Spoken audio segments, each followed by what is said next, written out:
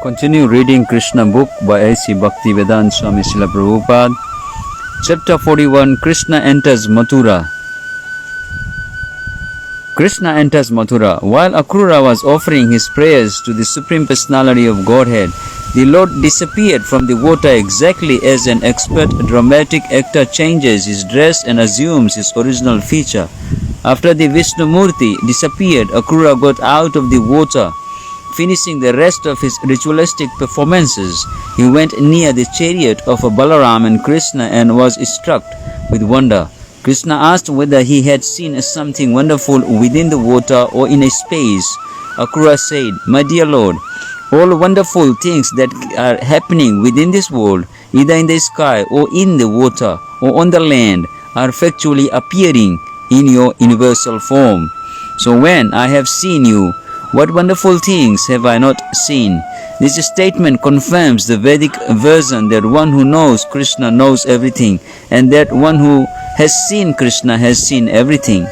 Regardless of how wonderful a thing may be, my dear Lord, Akrura continued, there cannot be anything more wonderful than your transcendental form. When I have seen your transcendental form, what is there left to see? After saying this, Akrura immediately started driving the chariot, and by the end of the day, they reached the precincts of Mathurā. As they rode from Vrindavan to Mathurā, all the passerby along the way who saw Krishna and Balaram could not help but look at them again and again. In the meantime, the other inhabitants of Vrindavan headed by Nanda and Upananda had already reached Mathurā by going through the forest, and they were awaiting the arrival of Krishna and Balaram in a garden. Upon reaching the entrance to Mathurā, Krishna and Balaram got down from the chariot and shook hands with Akrura. Krishna informed him, "You may go home now, because we shall enter Mathurā later, along with our associates." Akrura replied, "My dear Lord, I cannot go to Mathurā alone, leaving you aside. I am your surrendered servant. Please do not try to avoid me. Please come along with me, with your elder brother and cowhead boy friends, and sanctify my house. My dear Lord, if you come, my home will be sanctified by the dust of your lotus feet. The water emanating from the perspiration of your lotus feet, namely the Ganges, purifies everyone, including the forefathers, the fire god, and all other demigods. Bali Maharaj has become famous simply by washing your lotus feet, and he enjoyed all material opulences and later on was elevated to the highest position of liberation. The Ganges water not only sanctifies the three worlds but is carried on the head of Lord Shiva. The ancestors of Bhagirathi, sanctified by this water, achieved the heavenly planets. O Supreme Lord of Lords, O Master of the universe, one can achieve piety simply by hearing about your transcendental pastimes. O Supreme Narayana, who are praised with select verses, I offer my respectful obeisances unto you. On hearing this, the Supreme Personality of Godhead, Krishna, replied, Akrura, I shall surely come to your home with my elder brother, Balaram, but only after killing all the demons who are envious of the Yadu dynasty.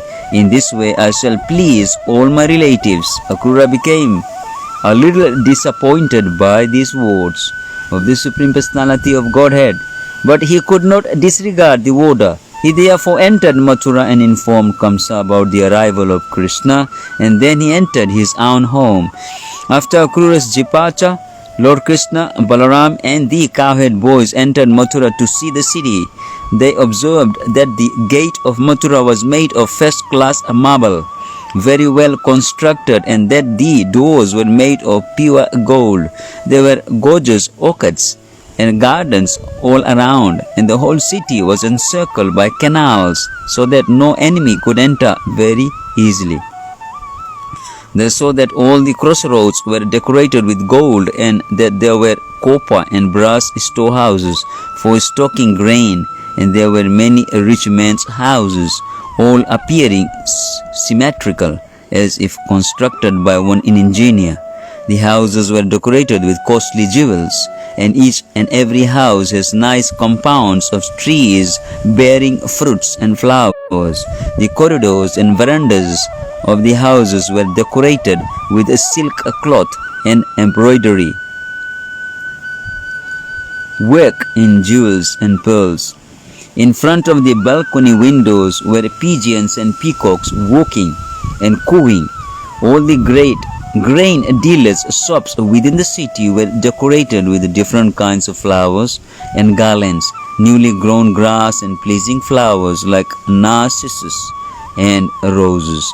The entrance doors of the houses were decorated with water pots filled with water. A mixture of water, yogurt, sandalwood pulp and flowers was sprinkled all around the doors, which were also decorated with burning lamps of different sizes.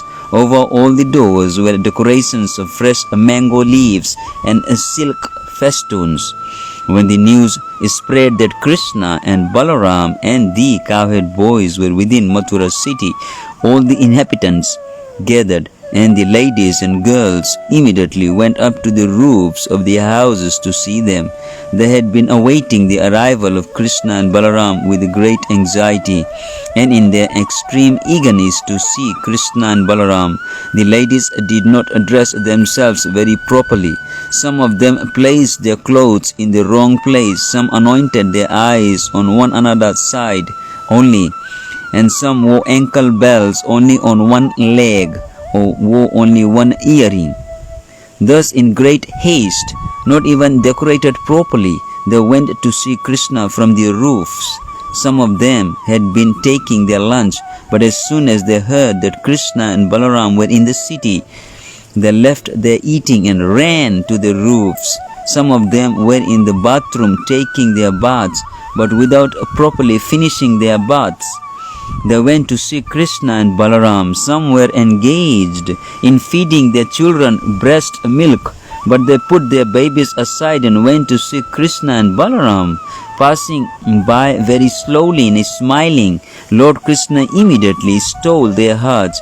He who is the husband of the goddess of fortune passed through the street like an elephant. For a very long time, the women of Mathura had heard about Krsna and Balaram and their uncommon characteristics, and they were very much attracted and eager to see them. Now, when they actually saw Krsna and Balaram passing on the street and saw them sweetly smiling, the ladies' joy reached the point of ecstasy. When they actually saw them with their eyes, they took Krsna and Balaram within their hearts and began to embrace them to their fullest desire. Their bodily hairs stood up in ecstasy. They had heard of Krsna, but they had never seen him, and now their longing was relieved. After going up on the roofs of the palaces of Mathura, the ladies, their faces joyful, began to shower flowers upon Krsna and Balaram. When the brothers were passing through the streets, all the Brahmanas in the neighborhood went out with sandal water and flowers and respectfully welcomed them. To the city, all the residents of Mathura began to talk among themselves about the elevated and pious activities of the people of Vrindavan. The residents of Mathura were surprised at the pious activities the cowherd men in Vrindavan must have performed in their previous lives to be able to see Krsna and Balaram daily as cowherd boys.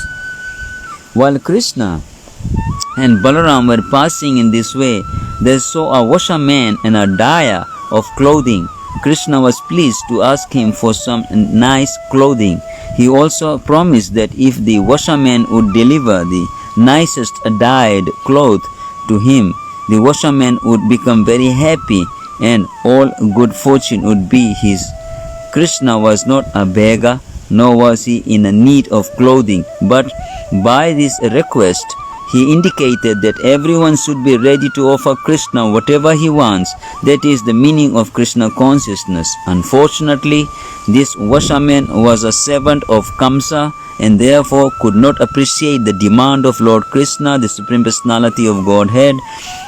This is the effect of a bad association. He could have immediately delivered the clothing to the Supreme Personality of Godhead, who promised him all good fortune. But being a servant of Kamsa, The sinful demon could not accept the offer. Instead of being pleased, he was very angry and refused the Lord's request, saying, "How is it that you are asking for clothing which is meant for the king?" The washerman then began to instruct Krsna and Balaram, "My dear boys, in the future don't be so impudent as to ask for things which belong to the king. Otherwise, you will be punished by the government man. They will arrest you and punish you, and you will be in difficulty. I have practical experience of this fact. Anyone who unlawfully wants to use the king's property is very severely punished." On hearing this, Lord Krsna, the son of Devaki, became very angry at the washerman, and striking him with the upper portion of his hand, he separated the man's head from his body. The washerman fell down dead on the ground. In this way, Lord Krsna confirmed the statement of the Brahma Samhita that every limb of his body is capable of doing everything he likes. Without a sword, but simply with his hand, he cut off the head of the washerman. This is proof that the Supreme Lord is omnipotent. He wants to do something, he can do it without extraneous help. After this ghastly incident, the employees of the washerman immediately dispersed, leaving the clothing. Krsna and Balaram took possession of it and dressed according to their choice. The rest of the clothes were offered to the cowherd boys, who also used them as they desired. What they did not use remained there. Krsna and Balaram and the boys then proceeded along the main road. In the meantime, a devotee tailor took the opportunity of service and prepared some nice clothes from the cloth for Krsna and Balaram. Thus, being very nicely attired, Krsna and Balaram looked like elephants dressed with colored clothing on the full moon day or the dark moon day. Krsna was very much pleased with the tailor and gave him the benediction of Sarupya Mukti, which means that after leaving his body he would be liberated and would attain a four-handed body exactly like that of Narayan in the Vaikuntha planets. Krsna also granted him that as long as he would live, he would earn sufficient opulence to be able to enjoy sense gratification. By this incident, Krsna proved that those who are Krishna-conscious devotees will not be lacking material enjoyment of sense gratification. They will have sufficient opportunity for such things, but after leaving this body, they will be allowed to enter the spiritual planets of Vaikuntha Loka or Krishna Loka, Goloka, Vrindavan. After dressing nicely, Krsna and Balaram went to a florist of the name Sudam. As soon as they reached the prachint of this house, the florist immediately came out and with great devotion fell down on his face to offer his respectful obeisances. He offered a nice seat to Krsna and Balaram and asked his assistants to bring out flowers, betel nuts and pulp of chandan. The florist's welcome greatly satisfied the Lord. The florist very humbly and submissively offered his prayers to the Lord, saying, "My dear Lord, because you have come to my place, I think all my forefathers and all my worshipable superiors are pleased and delivered. My dear Lord, you are the supreme cause of all causes of this cosmic manifestation. But for the benefit of the residents of this earthly planet, you have appeared with your plenary potion to give protection to your devotees and annihilate the demons. You are equally disposed as a friend of all living entities. You are the super soul and you do not discriminate between friend and enemy. Yet you are pleased to give your devotees the special result of their devotional activities. My Lord, I am praying that you please tell me whatever you wish me to do, because I am your eternal servant. If you would order me to do something, it would be a great favor to me." The florist Sudama was greatly pleased within his heart by seeing Krsna and Balaram in his place, and thus, as his choicest desire, he made two exquisite garlands of various flowers and presented them to the Lord. Krsna and Balaram were very much pleased with his sincere service, and Krsna offered the florist his salutation and benedictions which he always prepared to bestow upon the surrendered souls. When the florist was offered benedictions, he begged from the Lord that he might remain. His eternal servant in devotional service, and by such service do good to all living creatures. Here, that a devotee of the Lord in Krishna consciousness should not be satisfied simply by his own advancement in devotional service. He must be willing to work for the welfare of all others. This example was followed by the 6 Goswamis of Vrindavan. It is therefore stated in a prayer about them, Lokanath Hita Karino. Vaishnavas or devotees of the Lord are not selfish. Whatever benefits they derive from this entering the Mathurā.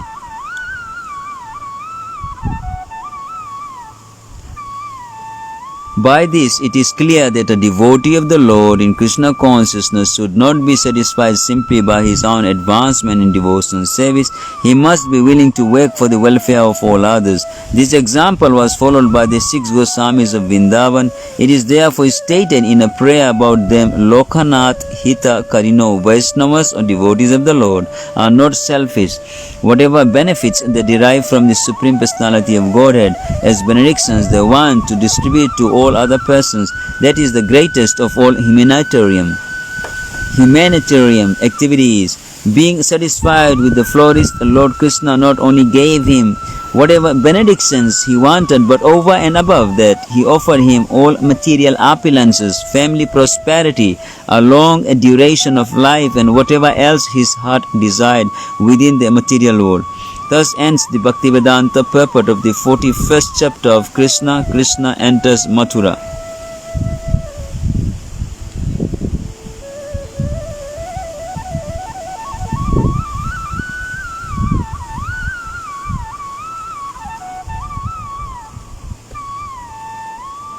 Hare Krishna.